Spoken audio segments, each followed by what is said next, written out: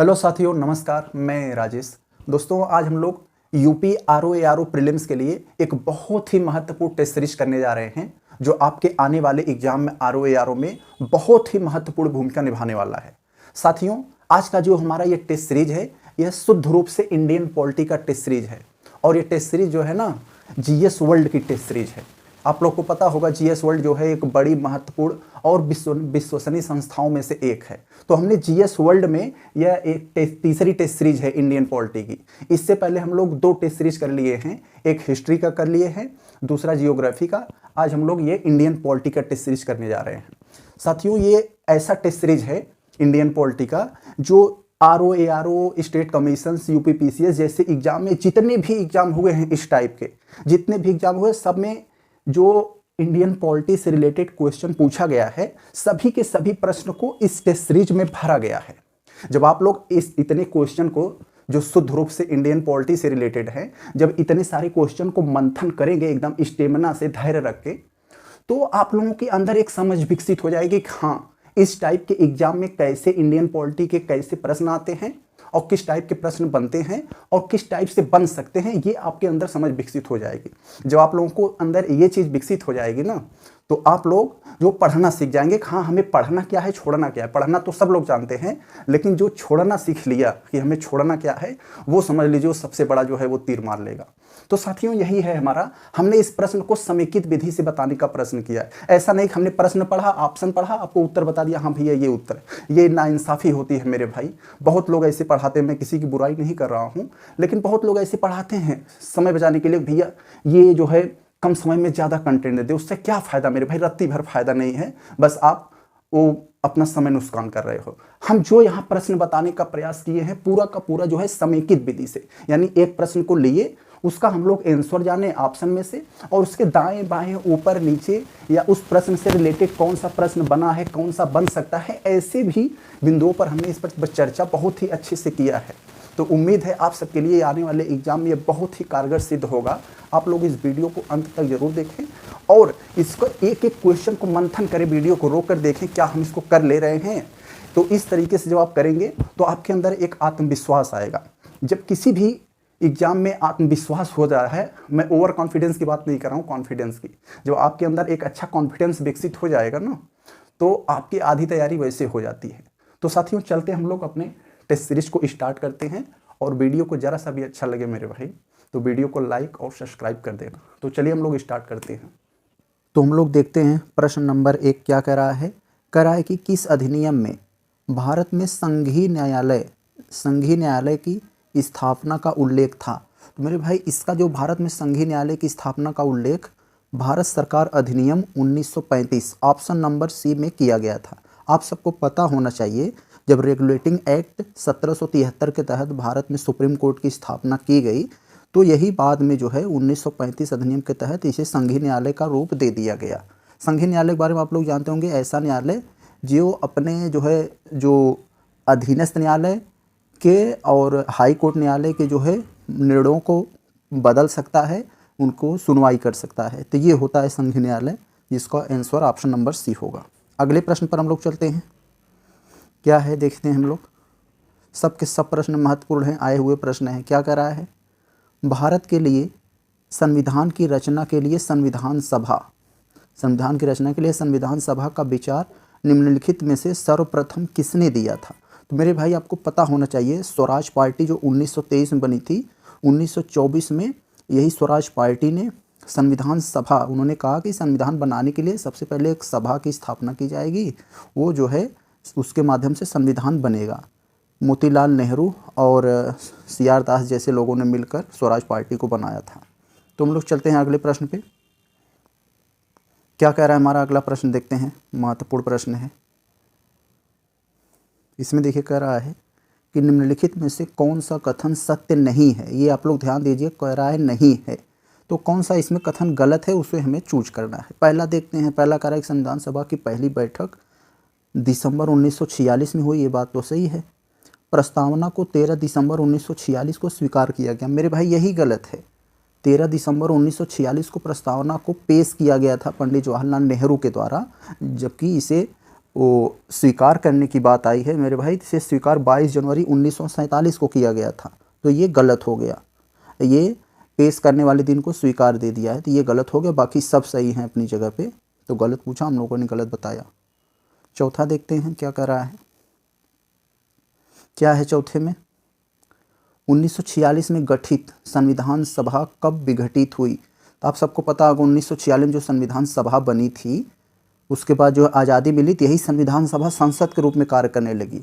जब जाके 51-52 में जब चुनाव हुआ, 1952 में जब नया मंत्री परिषद बना, तो उसमें जो है तब जाकर ये जो विघटित हुई संविधान सभा, यही संविधान सभा जो है संसद का काम कर रही थी नई संविधान सभा, नई मंत्री परिषद बनने तक। तो ऑप्शन नंबर सी हो जाएगा। आगे देखते हैं हम लोग पाँचवें में। देखिए पाँचवें में कथन कारण वाला प्रश्न है, बढ़िया प्रश्न है। इसमें क्या कह रहा है, कह रहा है कि भारत का संविधान देश की आवश्यकताओं की पूर्ति करता है। एकदम सही है, कथन एक तो हमारा सही है। कारण देख लेते हैं, इसको एक गृहीत संविधान कहा जाता है। बिल्कुल कहा जाता है, क्योंकि ये गृहीत संविधान इसलिए कहा जाता है, विभिन्न देशों से इसमें कुछ प्रावधान लिए गए हैं, इसलिए इसे अपने भारतीय संविधान को गृहीत संविधान भी कहा जाता है। तो भारत आवश्यकताओं की पूर्ति करता है, ये सही है। यह एक गृहीत संविधान, ये भी सही है, लेकिन पूर्ति करता है इसका कारण ये सही नहीं है। तो इसका मतलब ये हो जाएगा कि ऑप्शन नंबर बी हमारा सत्य है, यानी ए और आर दोनों सही हैं, परंतु आर ए का सही स्पष्टीकरण नहीं कर रहा है। तो आगे हम लोग चलते हैं छठवें पर। छठवें पर देखते हैं क्या है, फैक्चुअल टाइप का प्रश्न है यहाँ पे। भारत में समवर्ती सूची का प्रावधान लिया गया है। हमें पता है समवर्ती सूची का क्या होती है, आप सबको पता होगा।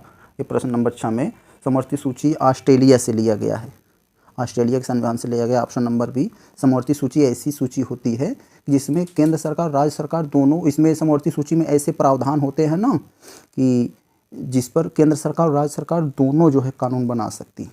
तो ये ऑस्ट्रेलिया के संविधान से लिया गया था। आगे हम लोग देखते हैं सातवें में क्या है। सातवें वाले में सभी के सभी प्रश्न एक से बढ़कर एक है मेरे भाई। आप लोग बस थोड़ा सा पेशेंस बनाकर वीडियो को पूरा देखिए, क्योंकि पूरा नहीं देखने आधी अधूरी जानकारी हमारे लिए खतरा होती है। तो यहाँ पर देखें क्या कर रहा है, राज्यों के निर्माण का सही क्रम है। हम सबको पता होगा कि जब सबसे पहले कौन सा राज्य बना था, जब आज़ादी के बाद आंध्र प्रदेश बना। आंध्र प्रदेश के बाद जो है 1960 में गुजरात बना, नागालैंड, फिर उसके बाद हरियाणा बना। तो ये ऑप्शन नंबर सी होगा, राज्यों का बनने का क्रम। ये गुजरात बम्बई से टूटकर बना था, तो आप सबको पता होगा। फिर नागालैंड बना जो है 63 में, और उसके बाद 66 में ये हरियाणा बना। आगे देखते हैं हम लोग आठवें में। देखिए आठवें में मैचिंग वाला प्रश्न है, और मैचिंग वाले प्रश्न गलत नहीं होते हैं ज़्यादातर। मैं आपसे कई बार ये कह चुका हूँ, बस थोड़ा सा इसमें समझने का फेर होता है। देखिए क्या है यहाँ पे, सूची 1 में कुछ प्रावधान दिए गए हैं और सूची 2 में कुछ उससे संबंधित अनुच्छेद दिए गए हैं। तो हमें प्रावधान को अनुच्छेद से मिलाना है। कौन सा इसमें मिलाना है हमें, देखिए क्या इसमें करना है। आठवें वाले हमारा में देखिए, पाकिस्तान से भारत में प्रव्रजित, यानी जो पाकिस्तान से भारत में आए थे उनके लिए नागरिकता कैसे दी जाएगी, उसके लिए जो प्रावधान है ये अनुच्छेद 3, ये इस पे चला आएगा। ये 3 नंबर अनुच्छेद 6। और उसके बाद यहाँ पर क्या देखिए, नागरिकों के अधिकार का नियमन। तो नागरिकों के अधिकार का जो नियमन करने की बात है वो है चौथे पे जाएगा, ये अनुच्छेद 11। और उसके बाद जो है भारतीय मूल के व्यक्तियों की नागरिकता से संबंधित जो बात है वो अनुच्छेद 8 में है। और बचा है हमारा एक डी, वो 10 पे चला जाएगा, अधिकारों की निरंतरता। तो इस हिसाब से हमारा जो ऑप्शन नंबर ए हो गया। आप लोग इसे ध्यान रखिए, कौन सा अनुच्छेद कैसे होता है, नागरिकता पढ़ेंगे उसमें टॉपिक, तो सारा क्लियर हो जाएगा। आगे देखते हैं हम लोग 9वां क्या है। इसमें भारत के संविधान में प्रस्तावना का विचार लिया गया है। तो भारत के संविधान में जो प्रस्तावना का विचार लिया गया है मेरे भाई, ये अमेरिका के संविधान से लिया गया, ऑप्शन नंबर बी। आगे देखते हैं क्या है। इसमें भारत के संविधान की चौथी अनुसूची में सम्मिलित है। तो हमें पता है कुल हमारे संविधान में जो 12 अनुसूचियाँ हैं, तो उन 12 अनुसूचियों में से जो चौथी अनुसूची मेरे भाई केंद्र और राज्यों के में केंद्र राज्यों केंद्र शासित प्रदेशों में राज्यसभा की कितनी सीटों का प्रतिनिधित्व है, यह दिया गया है चौथी अनुसूची में, ऑप्शन नंबर डी। तो आप सबको पता ही होगा, और पहली दूसरी तीसरी में शपथ संबंधित प्रावधान है, ऐसे हैं सब, तो वहाँ पर पढ़ेंगे तो याद हो जाएगा। 11वां देखते हैं। देखिए क्या है 11वां, एकदम फैक्चुअल टाइप का प्रश्न है। वे कौन से मूल अधिकार हैं जो केवल भारतीय नागरिकों को प्राप्त हैं, विदेशियों को नहीं? हमें पता है मेरे भाई, भारत में नागरिक रहते हैं, विदेशी भी रहते हैं। तो पूछ रहा है ऐसे कौन से वे मूल अधिकार हैं जो केवल भारतीयों को प्राप्त हैं, वह अधिकार विदेशियों को नहीं प्राप्त है। तो आपको एक ट्रिक होता है, मतलब ट्रिक क्या, ये फैक्ट है कि अनुच्छेद 15, 16, 19, 29, 30 ये 5 अनुच्छेद जो होते हैं केवल भारतीयों को प्राप्त हैं, विदेशियों को नहीं। तो ये है सर हमारा आंसर, इसे याद कर लीजिएगा। बहुत इस टाइप में घुमा फिरा के क्वेश्चन पूछे जाते हैं। तो 12वां हम लोग देखें। तो देखिए 12वां में हम लोग देखते हैं, कथन टाइप का प्रश्न है ये।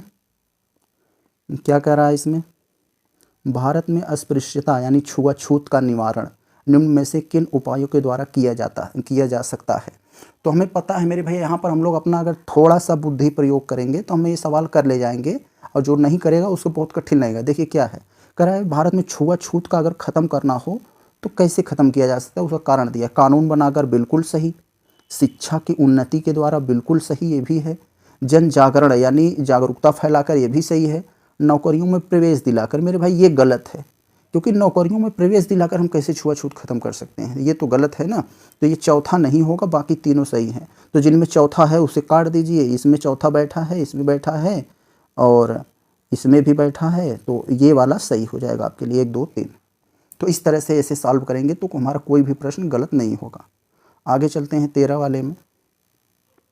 क्या कह रहा है हमारे प्रश्न नंबर 13 में, देखिए क्या है, भारत के संविधान का निम्नलिखित में से कौन सा अनुच्छेद प्रेस की स्वतंत्रता को आधार प्रदान करता है? मेरे भाई हमारे संविधान में प्रेस की स्वतंत्रता को कोई अलग से अधिकार नहीं दिया गया, वही अधिकार है जो आम व्यक्ति को है, यानी विचार एवं अभिव्यक्ति की स्वतंत्रता जो है, ये अनुच्छेद 19 इसे पढ़ने का एक अलग तरीका होता है। ये जो लिखा है अनुच्छेद जो 19 लिखा है, ये अनुच्छेद को ऐसे इंग्लिश में अगर हम पढ़ें तो article 19 clause 1 sub clause A, इसे इस तरीके से पढ़ा जाता है। तो ये है, इसी के तहत जो मीडिया वाले हैं उनको यही अधिकार मिला होता है जो आम व्यक्ति को है। तो आगे देखें हम लोग 14वें में क्या है,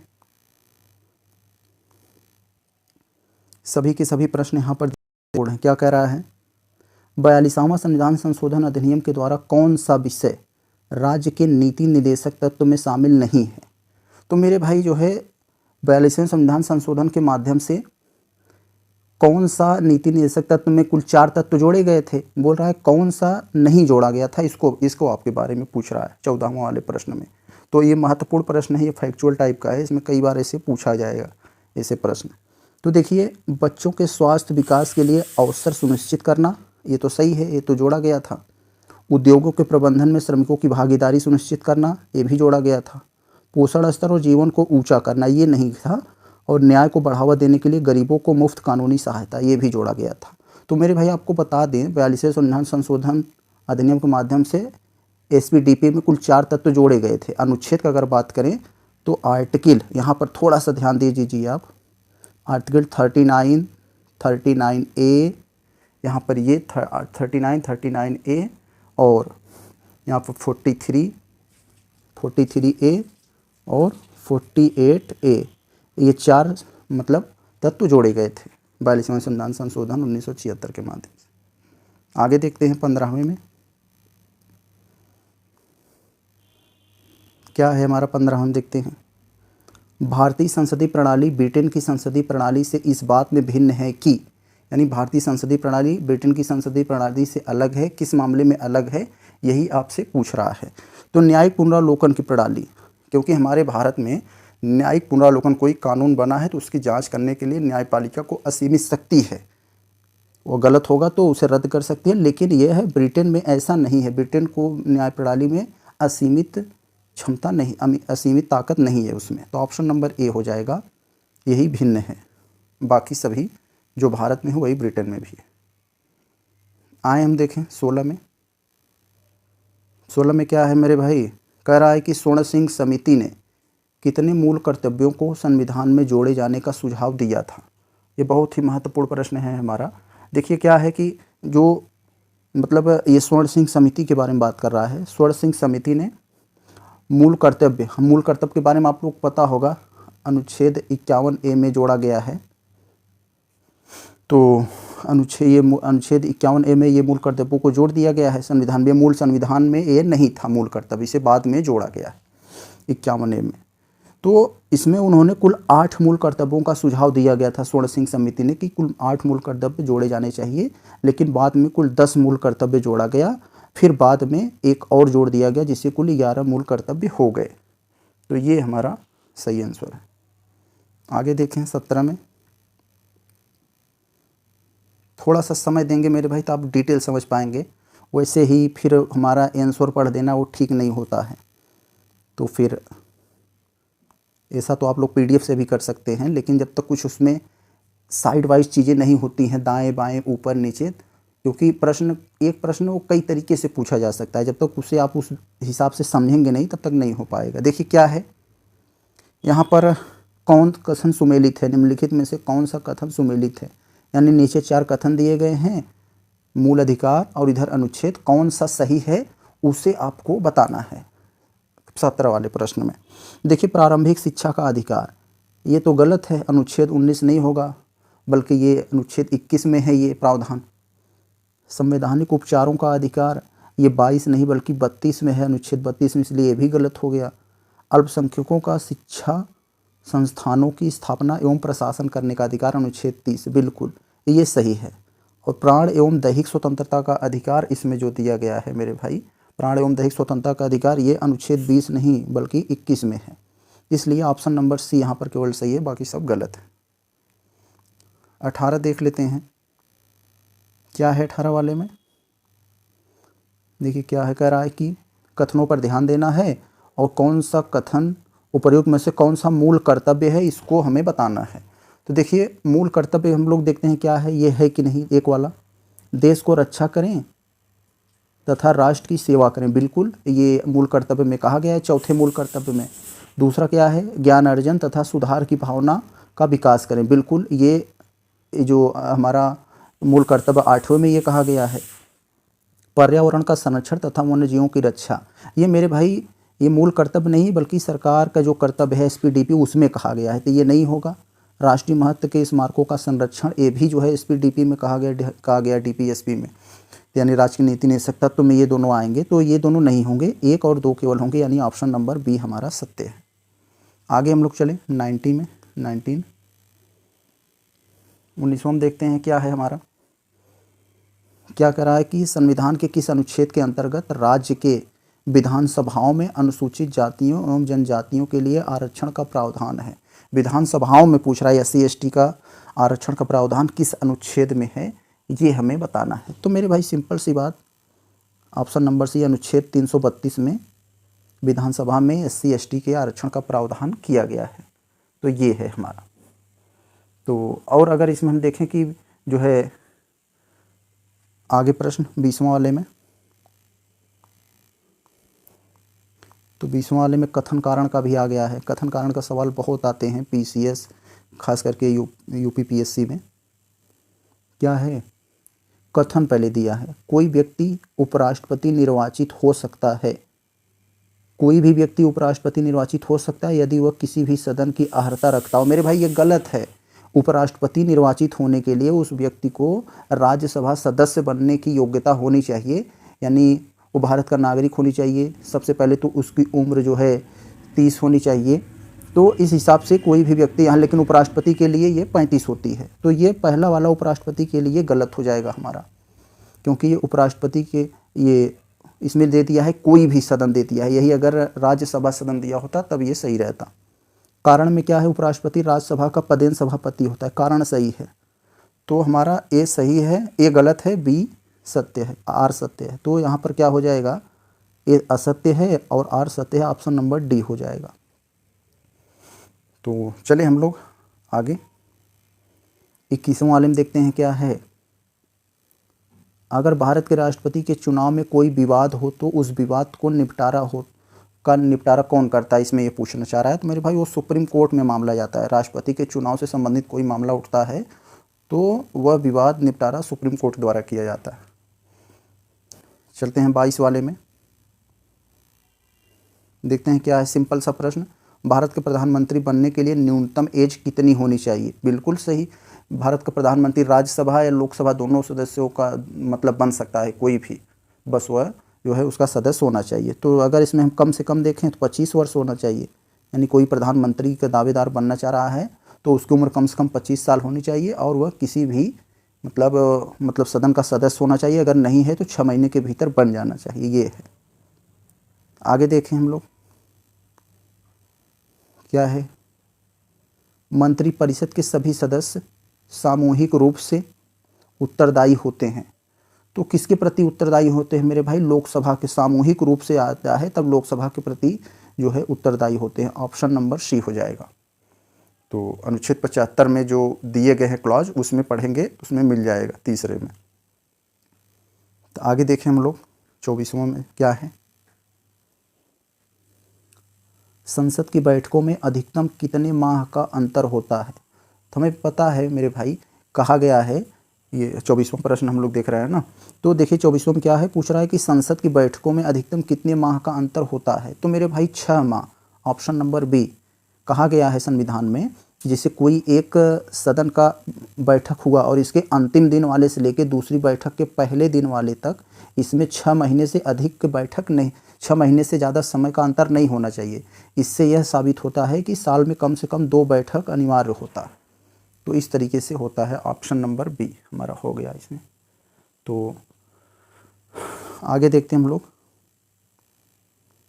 25वें में क्या कहा गया है। फैक्चुअल प्रश्न है, निम्नलिखित में से भारत की प्रथम राज्यपाल बनने वाली पहली महिला हैं? तो बिल्कुल सब सही प्रश्न है मेरे भाई। सरोजिनी नायडू उत्तर प्रदेश की राज्यपाल बनी थी ये, और ये भारत की पहली महिला ऐसी थी जो आज़ादी के बाद जो है ये महिला राज्यपाल बनी। Option number D. तो आगे हम लोग चले देखते हैं 26वें में क्या है। देखिए 26वां बहुत बढ़िया प्रश्न दिया है यहाँ पे, क्या है देखते हैं। भारत के प्रधानमंत्रियों का उनके कार्यकाल के अनुसार सही क्रम है?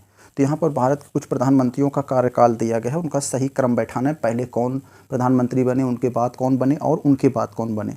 तो यहाँ पर एक बहुत बड़ी बात, यहाँ पर जितने भी प्रधानमंत्रियों का नाम दिया सब के सब जो है 1 साल 1.25 साल तक ही शासन कर पाए थे, लगभग 1 साल, उसके ज़्यादा समय तक कोई नहीं रहा। तो देखिए सबसे पहले ये चौधरी चरण सिंह आए 79 में।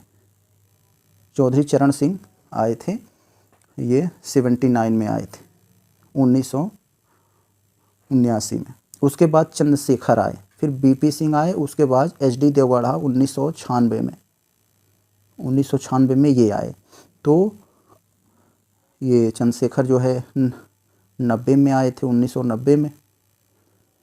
और बीपी सिंह जो है 91 में आए थे, 1991 में।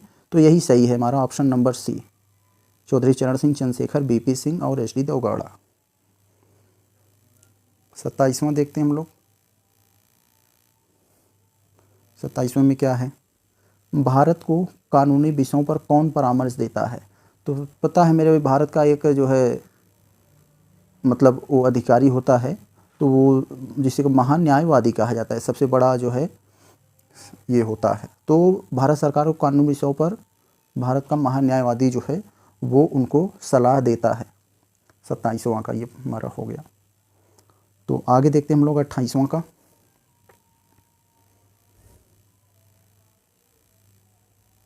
28वें में देखिए क्या कह रहा है यहाँ पे। 71वें संविधान संशोधन के द्वारा 8वीं अनुसूची में कौन सी 3 भाषाएं जोड़ी गई थी? हमें पता है 8वीं अनुसूची जो है मेरे भाई वह भाषाओं से संबंधित है, और मतलब जिन भाषाओं को मतलब एक राजकीय भाषा घोषित किया गया है वो संबंधित हैं इसमें। तो 28वें में क्या यही कर रहा है, 71वें संविधान संशोधन माध्यम से 8वीं अनुसूची में कौन सी 3 भाषाएं जोड़ी गई थी? तो मेरे भाई ये 3 भाषाएं ये थी जो है, ये Konkani, Nepali, Manipuri. Option number B, ये 3 भाषाएं जोड़ी गई थी। इसके पहले जो है 21वें संविधान संशोधन के माध्यम से सिंधी जोड़ी गई थी, और फिर एक आता है फिर 92वां संविधान संशोधन, 92वां संविधान संशोधन के माध्यम से वो जोड़ा गया था बोडो, संथाली, नेपाली, वो सब करके।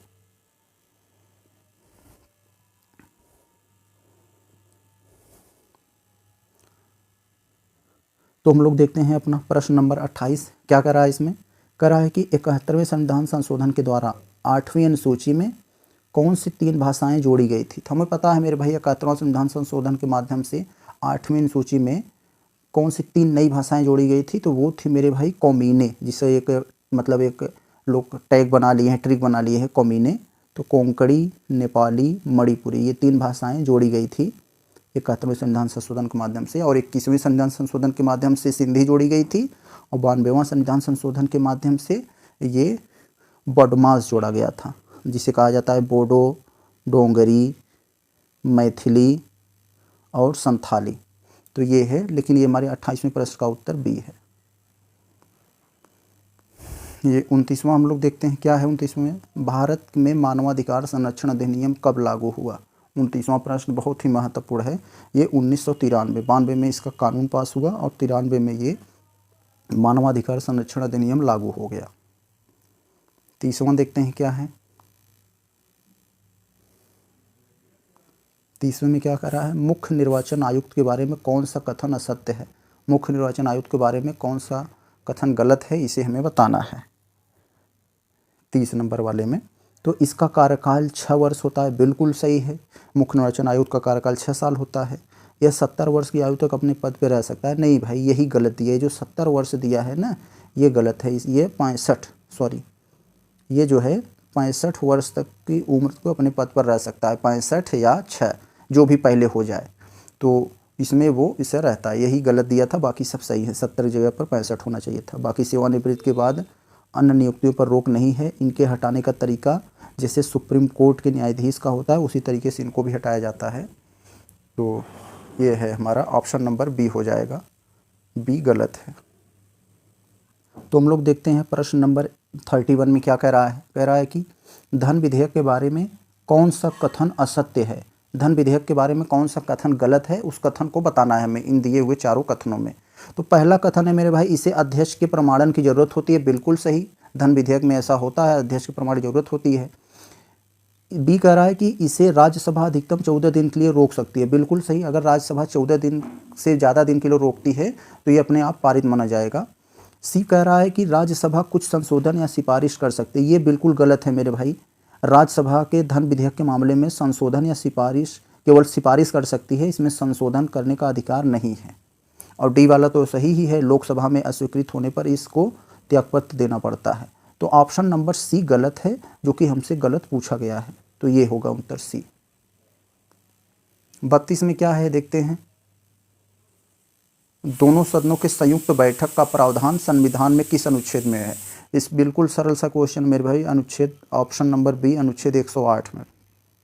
अनुच्छेद 108 में प्रावधान है कि अगर दोनों सदनों राज्यसभा लोकसभा में कोई मामला कोई मुद्दा फंस जाता है तो दोनों सदनों का संयुक्त बैठक होगी और इसकी अध्यक्षता जो है लोकसभा अध्यक्ष करेगा। ये राष्ट्रपति के जो है अनुमोदन से होगा ऐसा।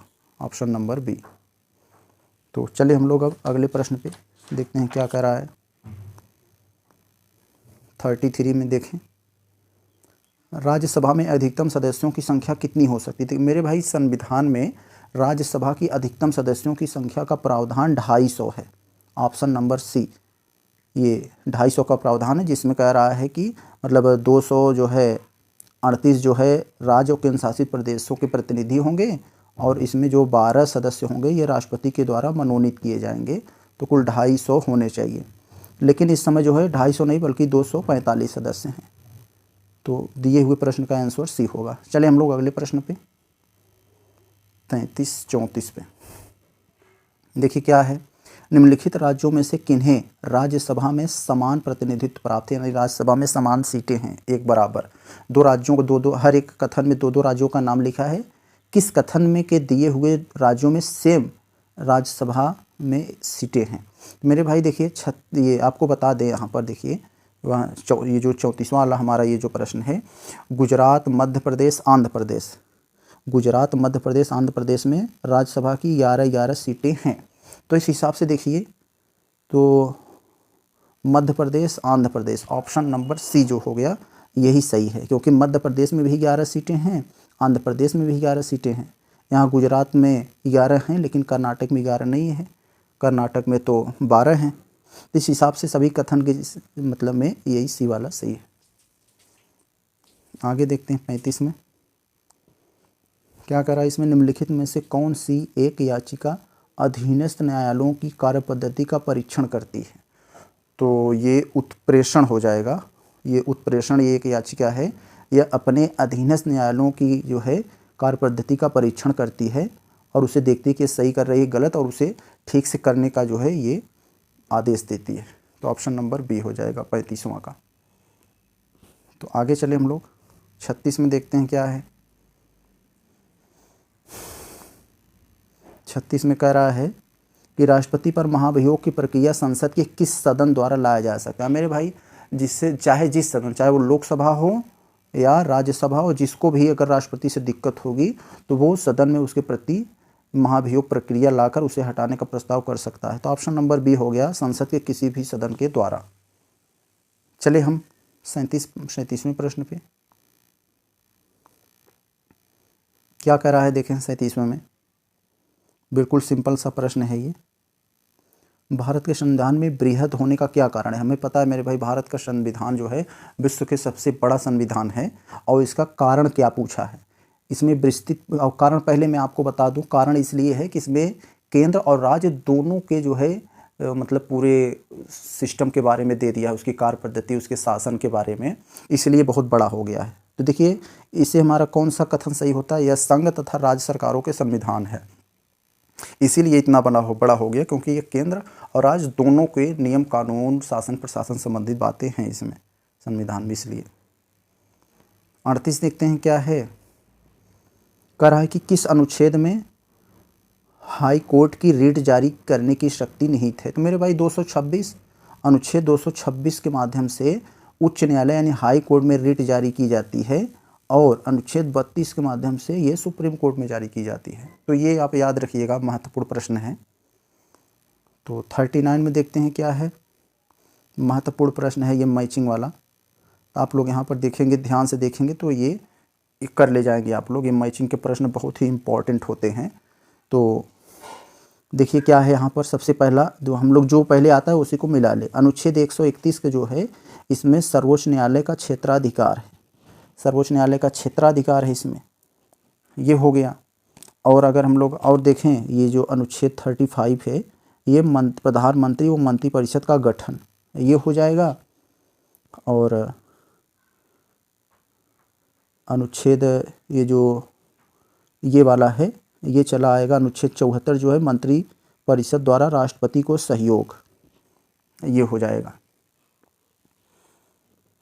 तो आगे हम एक जो बचा है हमारा ये अनुच्छेद 78, ये राष्ट्रपति के संबंध में प्रधानमंत्री के कर्तव्य हो जाएगा। तो ये आप लोग यही होगा। अगर उस पेज पे हमारा ऑप्शन है, अगर हम लोग ऑप्शन को देखें तो हमारा ऑप्शन जो है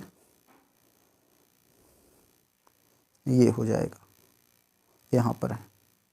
यहाँ पर हमारा ऑप्शन कौन सा हो जाएगा, ऑप्शन नंबर यहाँ बी हो जाएगा। तो चलिए हम लोग 40वां पर देखते हैं क्या है इसमें, प्रश्न नंबर 40 में। भारत की संचित निधि, संचित निधि क्या होती है मेरे भाई, एक भारत सरकार का ऐसा खजाना होता है जिसमें भारत के जो प्रमुख इनकम होती है भारत सरकार की, वो इसमें रखे जाते हैं। तो भारत संचित निधि का प्रावधान संविधान के किस अनुच्छेद में है, तो ऑप्शन नंबर ए अनुच्छेद 66 क्लॉज 1 होना चाहिए, यहाँ क्लॉज नहीं दिया, अनुच्छेद 66 क्लॉज 1 में है संचित निधि का प्रावधान। और आकस्मिकता निधि का प्रावधान इसमें है 267 में। तो चले हम लोग अगले प्रश्न पे 41। एलम सिंघवी समिति संबंधित है। तो एलम सिंघवी समिति मेरे भाई ये जो है एलम सिंघवी समिति ये पंचायती राज विकास से संबंधित है। बहुत ही महत्वपूर्ण प्रश्न है। राजीव गांधी ने लोकतंत्र में विकास और पंचायती संस्थाओं को मतलब एक अच्छी संस्था बनाने के उद्देश्य से ये किए थे, इसका गठन एलम सिंघवी की अध्यक्षता में। तो ये था। पंचायती राज को मतलब अच्छा बनाने के लिए। तुम लोग चलते हैं क्वेश्चन नंबर 42 में। क्या है इसमें? करा है कि नगरीय प्रशासन प्रणाली को किस संविधान संशोधन द्वारा संवैधानिकता प्रदान की गई थी। ये नगरीय प्रशासन की पूछ रहा है मेरे भाई, पंचायती का नहीं। पंचायती का पूछता तो 73वां संविधान संशोधन हो जाता। ये नगरीय शासन प्रणाली के बारे में पूछ रहा है। ये 74वां संविधान संशोधन के माध्यम से नगरीय शासन प्रणाली को संवैधानिकता प्रदान किया गया। तो ये हो जाएगा अनुसूची 12 जोड़ा गया था, भाग 9A। तो याद रखिएगा ये 43 में देखें क्या है।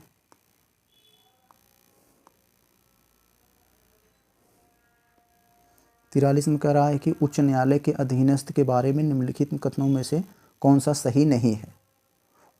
उच्च न्यायालय के न्यायाधीशों के बारे में कुछ कथन दिए गए हैं, कौन सा कथन सही नहीं है इसको बताना है। तो हाई कोर्ट के हाई कोर्ट के जज के बारे में ये है। 43वां प्रश्न हमारा महत्वपूर्ण है। देखिए क्या है, यह 62 वर्ष की आयु तक अपने पद पर बने रह सकते हैं। तो ये सही है, लेकिन हमसे गलत पूछा है।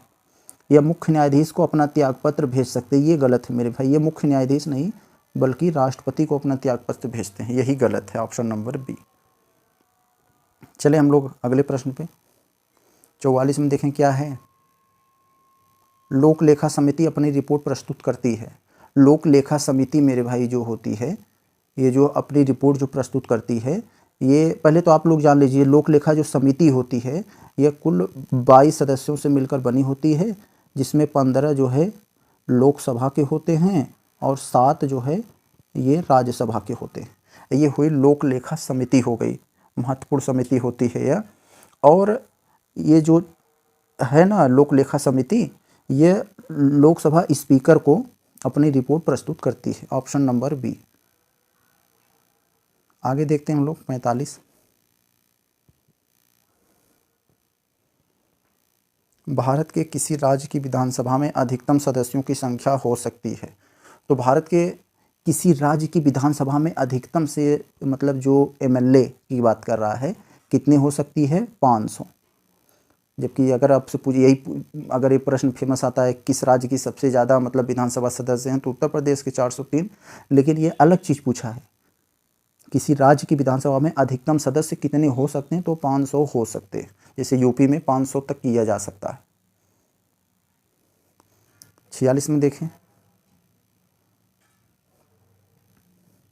किसी अनुच्छेद के अनुसार भारत के राष्ट्रपति द्वारा राष्ट्रीय आपातकाल की घोषणा की जा सकती है। तो किस अनुच्छेद के अनुसार पूछ रहा है? भारत के राष्ट्रपति द्वारा राष्ट्रीय आपातकाल की घोषणा की जा सकती है, इसके बारे में पूछ रहा है। तो राष्ट्रीय आपातकाल की घोषणा मेरे भाई अनुच्छेद 352 के तहत लगाया जाता है। और ये संवैधानिक का जो एक इससे कोई मतलब वो होता है ना 356 वाला, इसमें इस 356 से भी लगता है, 360 से भी लगता है। लेकिन ये सब राष्ट्रीय आपातकाल नहीं है, ये वित्तीय आपातकाल से संवैधानिक है ये। और ये जो किसी राज्य का मुख्यमंत्री अपने पद की मतलब ठीक से नहीं कर पा रहा है अपने पद का निर्वहन, तो उसके लिए ये लगता है। लेकिन राष्ट्रीय आपातकाल का मामला हो तो ये लगता है 352। आगे देखें 47 में क्या कह रहा है। निम्नलिखित में से कौन सा विक संवैधानिक निकाय नहीं है। तो संवैधानिक निकाय क्या होता है मेरे भाई? जिस निकाय के बारे में संविधान में दिया गया हो अनुच्छेद उसके बारे में है। तो केंद्रीय सूचना आयोग, अनुसूचित जाति आयोग, वित्त आयोग, राजभाषा आयोग। केंद्रीय सूचना आयोग मेरे भाई एक संवैधानिक निकाय नहीं है, यह संसद से बनाया गया एक कानून है, जबकि ये सब जो है संवैधानिक निकाय है। आगे देखें हम लोग 48 में क्या है। इसमें राष्ट्रीय अन्वेषण अभिकरण नेशनल इन्वेस्टिगेशन एजेंसी की स्थापना की गई थी। स्थापना इसकी कब की गई थी? ये 48वां प्रश्न हमारा महत्वपूर्ण प्रश्न है मेरे भाई। यह सन 2009 में की गई थी। नेशनल इन्वेस्टिगेशन एजेंसी की स्थापना 2009 में की गई थी। क्यों? क्योंकि जब 2008 में मुंबई हमला हुआ था 26/11 वाला जो हमला हुआ था, उसके बाद से आतंकवादी गतिविधियों पर रोक लगाने के उद्देश्य से ये इसकी स्थापना किया गया था। आगे देखें हम लोग 48-49 क्या है इसमें। राष्ट्रीय मानवाधिकार आयोग से संबंधित कथनों में से कौन सा सही है। राष्ट्रीय मानवाधिकार से संबंधित कुछ कथन दिए गए हैं, कौन सा सही है इसको हमें बताना है। 49 वाले प्रश्न में महत्वपूर्ण प्रश्न है ये। तो देखिए, यह एक सांविधिक निकाय है। राष्ट्रीय मानवाधिकार सांविधिक निकाय, यानी यह एक केवल कानून के माध्यम से इसको बनाया गया है 1993 के तहत, मतलब मानवाधिकार अधिनियम 1993 के माध्यम से इसको बनाया गया था। तो ये सही है, तो ये सही हो गया। हमें पता है ये संवैधानिक संस्था नहीं है, एक सांविधिक है। इसका मतलब ये कानून के माध्यम से बनाया गया है, इसकी चर्चा संविधान में नहीं है। इसका मतलब बाकी हमें पढ़ने की ज़रूरत नहीं है, ये सब गलत ही होंगे। तो चले हम लोग अगले प्रश्न पे 50 देखते हैं, इसमें क्या है। किस राज्य में सर्वप्रथम पंचायती राज का आरंभ हुआ? तो मेरे भाई राजस्थान के नागौर में हुआ पंचायती राज की मतलब शुरुआत इसी में हुआ था। Option number C. 51 में देखते हैं क्या है। 51 कथन कारण से संबंधित वाला प्रश्न है, महत्वपूर्ण प्रश्न है ये। देखिए क्या है, कथन दिया गया है और सही हमें बताना है। कथन एक में कहा राज्य वित्त आयोग एक संवैधानिक निकाय है। बिल्कुल संवैधानिक, क्यों? क्योंकि इसकी चर्चा संविधान में है अनुच्छेद 280 में, तो एक संवैधानिक निकाय हो गया। संघीय वित्त आयोग पंचायतों को वित्तीय सहायता देने के लिए संतुष्टि नहीं कर सकता। मेरे भाई ये गलत है, क्यों नहीं करेगा? पंचायतों को जब पैसा देने के लिए संतुष्टि नहीं करेगा, सिफारिश नहीं करेगा, तो पंचायतों को पैसा कहाँ से मिलेगा? तो ये गलत हो गया। अगर ये नहीं रहता तब सही रहता, तो ये गलत हो गया। ये सही है, ये कारण गलत है। तो हमें अब 52 पे चलना है। देखिए सभी प्रश्न महत्वपूर्ण हैं। तो यहाँ पर अगर हम लोग कथन के बारे में देखें तो ये सही है, मतलब ए सही है, आर गलत है, ऑप्शन नंबर सी हो जाएगा। 52 वाला देखें, सरकारीय आयोग गठित हुआ था निम्न में से किसकी समीक्षा करने के लिए? मेरे भाई सरकारीय आयोग का जो गठन हुआ था, ये सरकारीय आयोग के बारे में आप लोग पता होगा 1983 में। 1983 में सरकारीय आयोग का गठन हुआ था, इसलिए केंद्र और राज्य संबंधों पर मतलब के बारे में, इससे मुद्दों को सुलझाने के बारे में, इसके मतलब सुझाव देने के बारे में, संघ और राज्यों के मध्य संबंधों की सुधार के बारे में, ऑप्शन नंबर सी।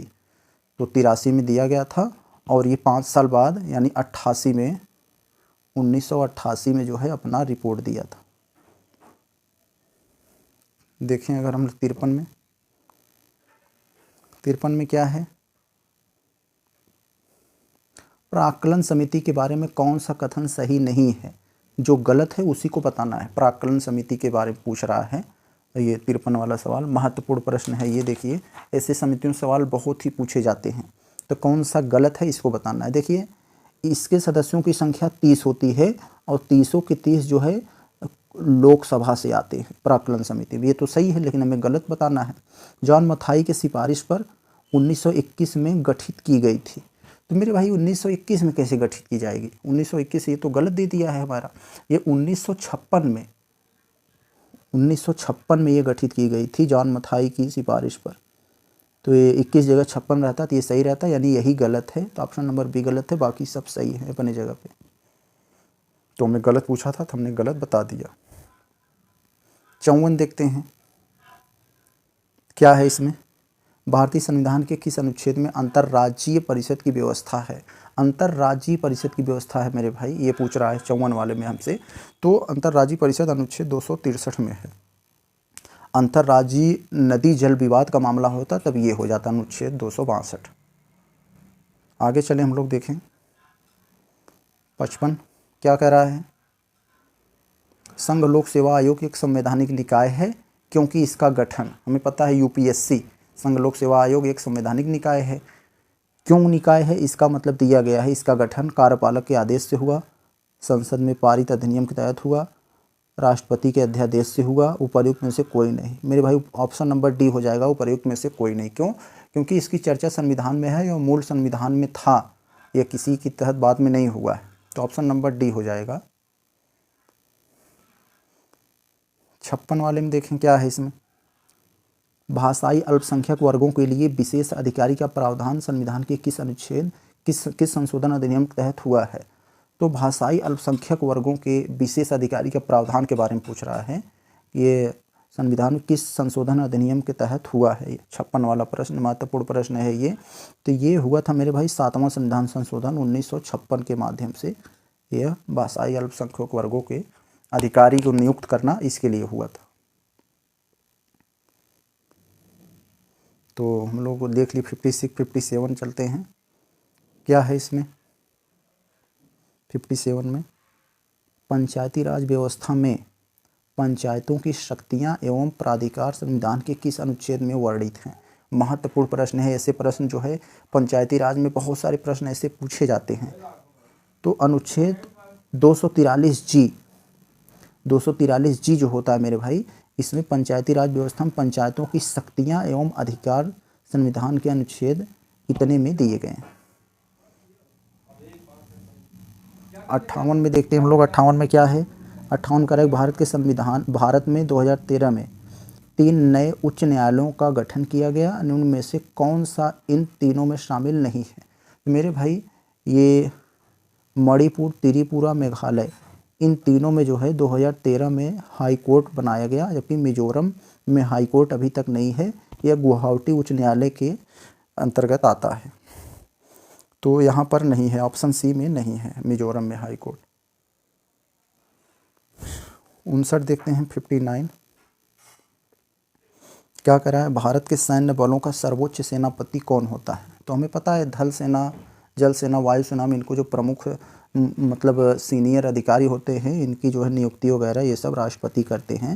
यानी राष्ट्रपति जो होता है सर्वोच्च सेनापति होता है सैन्य बलों का। आगे देखें हम लोग 60वां में क्या कह रहा है? थोड़ा सा और छोटा करते हैं, सही दिखाई देगा तब। देखिए क्या कह रहा है? प्रधानमंत्री की शक्तियों एवं कार्यों से संबंधित निम्नलिखित कथनों में से कौन सा असत्य है? प्रधानमंत्री के शक्ति एवं कार्यों से संबंधित कुछ कथन दिए गए, कौन सा गलत है उसे बताना है। देखिए क्या है, बहुत ही महत्वपूर्ण प्रश्न है, ये कई बार पूछा जा चुका है, आप लोग इसे नोट कर लीजिए। यूपीएससी से लेकर स्टेट पीसीएस तक बहुत बार ये पूछा जा चुका है। क्या है? वह किसी भी समय लोकसभा को विघटित करने की सिफारिश राष्ट्रपति को कर सकता है। यस, बिल्कुल सही है। वह मंत्रियों को विभिन्न मंत्रालय आवंटित करता है। बिल्कुल सही जवाब। आगे क्या कर रहा है? भारत सरकार के सभी शासन संबंधी कार्य उसके नाम पर किए जाते हैं, यानी प्रधानमंत्री के नाम पर किए जाते हैं। मेरे भाई ये गलत है, हमें गलत पूछा है तो गलत यही है। ऑप्शन नंबर सी हमारा उत्तर होगा। क्यों गलत है? क्योंकि भारत सरकार के शासन संबंधी कार्य जो होता है ना, वो राष्ट्रपति के नाम पर किए जाते हैं, प्रधानमंत्री के नहीं। जैसे हमारे दादाजी होते हैं, पापा जी, सभी निर्णय पापा लेते हैं। और जब से खेत बेचना हुआ, खेत लिखवाना हुआ, न्योता भेजना हुआ या न्योता आएगा, ये सब नाम मात्र वाले जो कार्य होते हैं, जहाँ केवल नाम चलता है, वहाँ दादाजी का जाता है। उसी प्रकार यहाँ भी है, तो ऑप्शन नंबर सी हो गया। 61 देखते हैं। 61 में क्या है? अनुच्छेद 356 के अतिरिक्त संविधान के किस अनुच्छेद में वर्णित प्रावधानों के अनुसार राष्ट्रपति शासन लगाया जा सकता है? यहाँ मतलब कह रहा है मेरे भाई, अनुच्छेद 356 के अतिरिक्त मतलब संविधान के किस अनुच्छेद में इसी तरह के राष्ट्रपति शासन लगाया जा सकता है? तो यहाँ पर होगा अनुच्छेद 20 बी, ऑप्शन नंबर बी, अनुच्छेद 365। जैसे अनुच्छेद 356 में कहा गया है कि यदि मतलब कोई मुख्यमंत्री राज्य का हो और जो है अपने राज्य को संभाल नहीं पा रहा हो, वहाँ की व्यवस्था जो है एकदम चरमरा चुकी हो, तो वहाँ राष्ट्रपति शासन लगा दिया जाता है 356 के तहत। लेकिन 365 ये जो होता है मेरे भाई, यदि कोई केंद्र सरकार ने, प्रधानमंत्री ने कोई निर्देश दिया, कोई मतलब निर्देश फॉलो करने के दिया, वो उसके कर्तव्यों का करने में निर्वहन नहीं कर पा रहा है, वह विरुद्ध तरीके से फेल हो जा रहा है, तो ये 365 के तहत ये लगा दिया जाता है। तो 61 में ये हो गया हमारा ऑप्शन नंबर बी। 62 में क्या है? राज्यपाल की विवेकाधिकार शक्तियाँ किस अनुच्छेद में निहित हैं? राज्यपाल की जो विवेकाधिकार शक्तियाँ हैं वो किस अनुच्छेद में है, ये पूछ रहा है हमसे। तो अनुच्छेद मेरे भाई 163, राज्यपाल की विवेकाधीन शक्तियाँ 163 में निहित हैं। 63वां वाला देखिए हम लोग। देखिए 63 वाला ये जो है हमारा प्रश्न नंबर ये 63 है। ये है जो है ये इससे मैचिंग से संबंधित है। मैचिंग वाले सवाल बहुत सही होते हैं, ये गलत नहीं होते हैं हमारे सवाल। तो थोड़ा सा ये बड़ा सवाल था, मतलब बड़ा क्या, देखने में बहुत मज़ा आता है इसे सॉल्व करने में, क्योंकि ये जो सवाल होते हैं मैचिंग वाले, ये गलत नहीं करवाते हैं और होते हैं रियल में बहुत सरल, आसानी से सॉल्व भी हो जाते हैं। देखिए क्या है इसमें, हमें पूछा, एक तरफ अनुच्छेद दिया है और दूसरी तरफ उससे संबंधित प्रावधान दिया है और उसी को हमें मिलाना है, इसमें उसी को हमें मिला देना है। तो 63 हमारा प्रश्न है। थोड़ा सा इसको एडजस्ट करना पड़ेगा क्योंकि थोड़ा सा इसमें लंबा आ गया है स्क्रीन पर। तो 63 में क्या पूछ रहा है हमसे, अनुच्छेद और उसके प्रावधान पूछ रहा है। तो देखिए ये जो 131 वाला है उच्चतम न्यायालय का मूल क्षेत्राधिकार पे संबंधित है। अनुच्छेद 131 उच्चतम न्यायालय का यानी सुप्रीम कोर्ट का मूल क्षेत्राधिकार है। और ये जो हमारा अनुच्छेद 126 है ये हमारा कहाँ पे है, ये मतलब और ये 126 अनुच्छेद 126 जो है यहाँ पर ये 4 पे जाएगा, ये 4 पे चला आएगा, चौथे वाले पर। ये कार्यकारी मुख्य न्यायाधीश की नियुक्ति के बारे में। तो देखिए हमारा 2 से काम बन रहा है, किसमें, A3 पर और B4 पर। तो यानी ऑप्शन नंबर सी। देखिए हमारा 2 ही से काम बन गया, हम 2 ही जानते थे फिर भी हमारा काम बन गया 2 ही से। तो इससे हम और मिला लें, अपना हमें मालूम चल गया। तो जानकारी के लिए अगर मिलाना चाहें तो सी वाला 2 पे चला आएगा, तो सी वाला इस पे आएगा। और डी वाला 127 ये तदर्थ न्यायाधीशों की नियुक्ति। तो इस तरह से हम लोग सॉल्व कर सकते हैं। अगर कठिन प्रश्न रहता है फिर भी ये हो जाता है। तो थोड़ा सा इसे हमें बड़ा करना पड़ेगा। देखते हैं क्या है। लोकसभा में मंत्रिपरिषद के प्रति अविश्वास प्रस्ताव लाने के लिए कितने सदस्यों का समर्थन आवश्यक है। तो मेरे भाई कम से कम 50 सदस्य होने चाहिए लोकसभा के मंत्रिपरिषद के प्रति अविश्वास प्रस्ताव लाने के लिए। Option number C. 65 वाले में देखें, निम्नलिखित में से किस भाषा को 2005 में शास्त्रीय भाषा का दर्जा दिया गया। मेरे भाई ये देखिए प्रश्न बहुत बार पूछा जा चुका है। यही प्रश्न जो है कई तरीके से ये पूछा जाता है। सन 2005 में जो शास्त्रीय भाषा को जो मतलब दर्जा दिया गया वो था संस्कृत। संस्कृत को 2005 में शास्त्रीय भाषा का दर्जा दिया गया। और अगर पूछेगा सबसे पहले किस भाषा को शास्त्रीय भाषा का दर्जा दिया गया था, तो तेलुगु को 2004 में तेलुगु को सबसे पहले ये दिया गया था। ये सॉरी तमिल को, तमिल यहाँ पर सॉरी मैंने गलत कर दिया, कुछ तमिल नहीं लिखा है यहाँ, तेलुगु लिख दिया है। तो उसके बाद कन्नड़ मलयालम को, फिर ये सन 2005 में ये संस्कृत को। आगे चलिए हम लोग देखते हैं क्या है 56 वाले में, 66 वाले में। 66 वाले में देखिए क्या, थोड़ा सा एडजस्ट कर लें, अब सही है। भारतीय संविधान अधिक कठोर तथा अधिक लचीले के मध्य एक अच्छा संतुलन स्थापित करता है। भारतीय संविधान के संबंध में उपर्युक्त कथन किससे संबंधित है। तो मेरे भाई केसी वियर ये कहे थे ये बात कि भारतीय संविधान न तो बहुत कठोर है न तो बहुत लचीला है, एक बैलेंस संविधान है। तो ऑप्शन नंबर बी है, ये 66वां का हमारा हो जाएगा। 67 में क्या है देखते हैं, निम्नलिखित में से कौन सा संसद की लोक लेखा समिति की बैठक में उपस्थित रहता है। तो संसद की जो लोक लेखा समिति होती है मेरे भाई, ये महत्वपूर्ण समिति है लोक लेखा समिति। आप लोग इसके बारे में सुने होंगे, ये लोक लेखा समिति क्या होती है। तो जो भारत के नियंत्रक एवं महालेख परीक्षक होता है वो संसद की लोक लेखा समिति में भाग ले सकता है। 149 में लोक लेखा इसमें नियंत्रक महालेखक संबंधित दिया गया है शक्तियाँ। तो ऑप्शन नंबर बी हो जाएगा इसका उत्तर। 68 अगर देखें हम लोग, 68 में क्या है, थोड़ा सा लंबा प्रश्न है, थोड़ा सा छोटा करना पड़ेगा। देखिए अभी आया है, कभी कभी आपको भड़काने के लिए तो भारी भरकम टाइप का दे देता है प्रश्न, लेकिन वो रियल में सरल रहता है। कैसे देखते हैं, कथनों पर विचार करना है और कौन सा कथन सही है उसको हमें बताना है। यहाँ पर भारत किसी राज्य की विधान परिषद आकार उस राज्य की विधान सभा के आधे से अधिक बड़ी हो सकती है। मेरे भाई नहीं, कह रहा है अगर किसी राज्य में विधानसभा है वहाँ विधान परिषद बनाना है तो वहाँ की विधानसभा का 1/3 होनी चाहिए विधान परिषद। इसमें आधा दिया इसलिए यह गलत हो गया। किसी राज्य की राज्यपाल उस राज्य की विधान परिषद के सभापति को नाम निर्देशित कर सकती हैं। तो नहीं भाई, उस राज्य की राज्यपाल उस राज्य की विधान परिषद नहीं, बल्कि वहाँ का विधान परिषद ही सभापति को निर्देशित करेगा। तो ये भी गलत हो गया, तो हमारा डी हो जाएगा इसका उत्तर।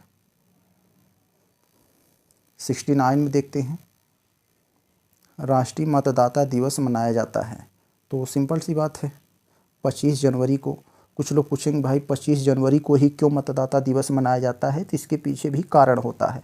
क्योंकि ये जो पहले तो ये जान लीजिए 25 जनवरी को मतलब ये मतदाता दिवस मनाया क्यों जाता है कि मतदाताओं में जागरूकता लाने के लिए कोई भी दिवस मनाया जाता है तो उसके प्रति जागरूकता के लिए मनाया जाता है ज़्यादातर। तो क्यों 25 जनवरी को मनाया जाता है कि भारत निर्वाचन आयोग की स्थापना जो होती है ना, ये 25 जनवरी को हुआ था, इसीलिए। आगे देखें, भारतीय संविधान में अवशिष्ट शक्तियाँ किसमें सन्निहित हैं? तो अवशिष्ट शक्तियाँ मेरे भाई संसद के पास हैं। Option number B. 71 देखते हैं, कथन कारण वाला है ये। देखते हैं, देखने में भारी भरकम है बहुत सरल। कैसे? देखिए क्या है, कथनों पर उत्तर करके हमें कथनों को पढ़ना है, वो बस सही उत्तर बताना है हमें। तो पहला क्या करा है, जनहित याचिका जन सहयोगी नागरिकों को न्यायालय तक जाने के अधिकार स्वीकृत करता है। बिल्कुल सही है। जो जनहित याचिका होती है मेरे भाई, ऐसे व्यक्ति जो सामाजिक आर्थिक राजनीतिक रूप से पीछे हैं तो वो न्यायालय नहीं जा सकते, तो उनके सहयोगी कोई न्यायालय जाकर उनको न्याय दिला सकता है। तो सही है। ये कारण कह रहा है जन सहयोगी व्यक्ति उस व्यक्ति के लिए न्याय मांग सके जो किसी कारण से न्यायालय पहुंचने में असमर्थ है। मैं पहले ये बताया, तो ये भी सही है, इसीलिए आया ही जो था जनहित याचिका। तो ऑप्शन नंबर ए सही है, दोनों सही हैं। दूसरा जो है पहले का कारण है। 72 में क्या है, 72 में देखते हैं, ये भी बढ़िया प्रश्न है। देखते हैं क्या है, कथनों पर विचार करना है, विचार को बताना है कौन सा सही है। तो देखिए, भारत का न्यायालय भारत के राष्ट्रपति को विधि अथवा तथ्यों के विषय पर सलाह देता है। तो ये हमारा एक ये है। तो 72 वाले में तो सलाह देता है स्वयं की व्यापक लोकहित के विषय में, किस मामले में सलाह देता है, यह बात मतलब जानना है यहाँ पर, यही पूछना चाहता है। तो पहले आपको बता दिया है, भारत का उच्चतम न्यायालय भारत के राष्ट्रपति को विधि अथवा तथ्यों के विषयों पर सलाह देता है, स्वयं किसी व्यापक लोकहित के विषय पर नहीं, गलत है।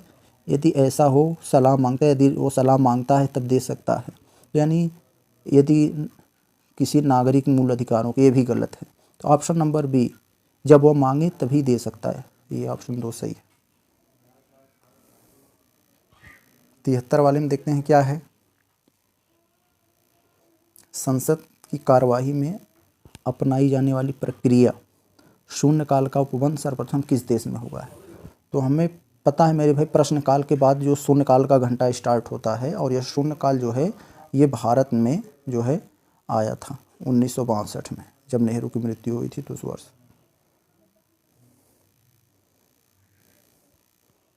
अब हम लोग देखें 74वां प्रश्न, जम्मू और कश्मीर केंद्र शासित प्रदेश में लोकसभा की सीटों की संख्या है। तो पता है मेरे भाई, जम्मू कश्मीर में जब पहले जम्मू कश्मीर एक राज्य था, उसको तोड़ फोड़ कर जो है अमित शाह ने उसे 2 केंद्र शासित प्रदेश बना दिया, इधर जम्मू कश्मीर, इधर लद्दाख। लद्दाख में लोकसभा की केवल 1 सीटें हैं, और जो जम्मू कश्मीर है इसमें 5 सीटें हैं। तो ऑप्शन नंबर ए सही है, 74 वाला, ये हमारा उत्तर हो जाएगा। तो 74 वाले में चले हम लोग देखते हैं 75। देखिए महत्वपूर्ण प्रश्न यहाँ पर आया है, इसे देखिए ध्यान से देखिए, मैचिंग वाला एकदम सरल सा सवाल है। ये आपको फ्री में नंबर दे के जाते हैं ऐसे सवाल, ये कई बार पूछा भी गया भी है। तो थोड़ा सा हम इसको पहले बड़ा करते हैं तब ये सही रहे। थोड़ा सा अब सही है। देखिए क्या है, उत्तर एक तरफ दिया है, राज्य दिया गया, एक तरफ राज्य में कितनी लोकसभा सीटें हैं उसको मैच कराना है। तो मेरे भाई एकदम सिंपल है, आपको पहले उत्तर प्रदेश में 80 है सबसे ज़्यादा, तो ये मिला दीजिए, तो बिल्कुल सही। आंध्र प्रदेश में जो है, उत्तर प्रदेश में 80 सीटें हैं, और गुजरात में जो है 26 लोकसभा सीटें हैं। देखिए हमारा काम बना ए 3 पर, डी 1 पर, तो दोनों में है, यानी ये गलत हो गया, ये गलत हो गया, इन्हीं दोनों में से कोई होगा हमारा। और अगर हम कर्नाटक की बात करें, यहाँ पर ये जो यहाँ पर ये कर्नाटक है, कर्नाटक में कुल 28 है। तो कर्नाटक कहाँ गया हमारा, कर्नाटक में 28, ये C2। तो ऑप्शन नंबर ए हो जाएगा हमारा, ये हो गया। 76 में देखें क्या है, 76, इसमें क्या है, भारत के संविधान में निम्नलिखित में से किसके प्रति अभियोग लगाने का प्रावधान नहीं है। तो भारतीय संविधान में पूछ रहा है किस व्यक्ति के प्रति जो है अभियोग लगाने का प्रस्ताव नहीं है। तो राष्ट्रपति के विरुद्ध है, चुनाव आयोग के विरुद्ध है, ये मुख्य चुनाव आयोग के विरुद्ध है, न्यायाधीश के विरुद्ध है, ये चुनाव आयोग के विरुद्ध नहीं है। यही सही है हमारा उत्तर और सबके प्रति है। तो चले हम लोग अब 77 देखते हैं क्या है इसमें। जिला न्यायाधीशों की नियुक्ति का प्रावधान संविधान के किस अनुच्छेद में है। जो जिला न्यायाधीश यानी डिस्ट्रिक्ट मजिस्ट्रेट होते हैं, डीएम होते हैं, की नियुक्ति प्रावधान संविधान के किस अनुच्छेद में है, तो ये हमें बताना है। ये महत्वपूर्ण प्रश्न है 77 वाला। तो अनुच्छेद 235, 234, 233 या इनमें से कोई नहीं। तो ऑप्शन नंबर 233 ये सही है। 78 देखते हैं। जब 2 या 2 से अधिक राज्यों की विधानमंडल प्रस्ताव पारित करे कि राज्य के विषय पर, राज्य सूची के विषय पर कानून बनाया जाए, तब संसद उस मामले में संबंध में कानून बना सकती है। किसके तहत, मतलब ऐसा कौन सा अनुच्छेद है जिसके तहत 2 या 2 से अधिक राज्य मिलकर संसद कहते हैं हाँ आप कानून बना दीजिए, तब संसद बनाता है। वो ही पूछ रहा है कौन से अनुच्छेद के तहत ये ऐसा होता है। तो मेरे भाई अनुच्छेद 252 किस में दिया है, या यहाँ पर अनुच्छेद 252 के तहत। ये देखें 79 में क्या है, कथन कारण वाला है, इसमें कथन दिया है, कथन वाला सवाल। कथन वाले सवाल में क्या है, क्षेत्रीय परिषदों के बारे में दिया है।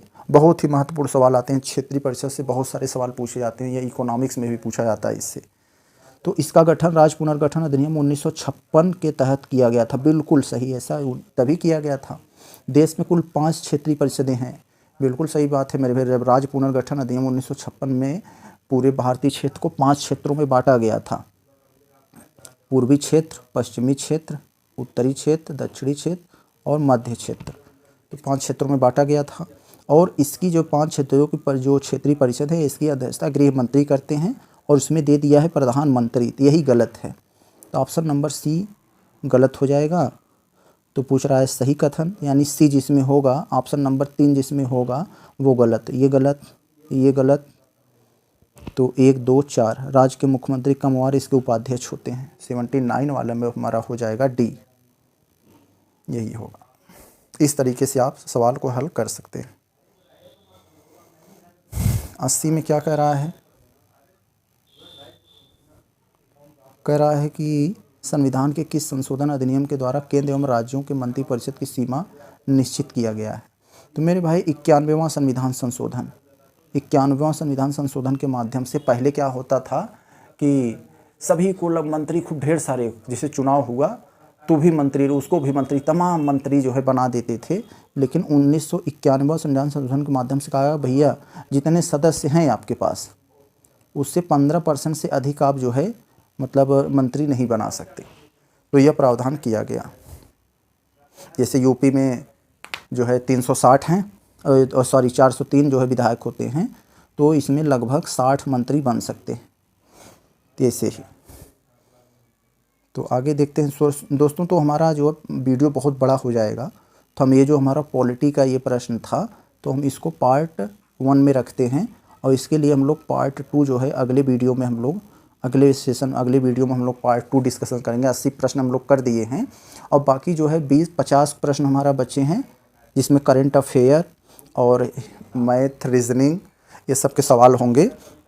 वो सब सवाल हम पार्ट 2 में कर लेंगे। तो हमें दोस्तों, अगर आप लोगों को वीडियो ज़रा सा भी अच्छा लगा हो तो वीडियो को लाइक कीजिए और हमारे चैनल को सब्सक्राइब कीजिए। धन्यवाद।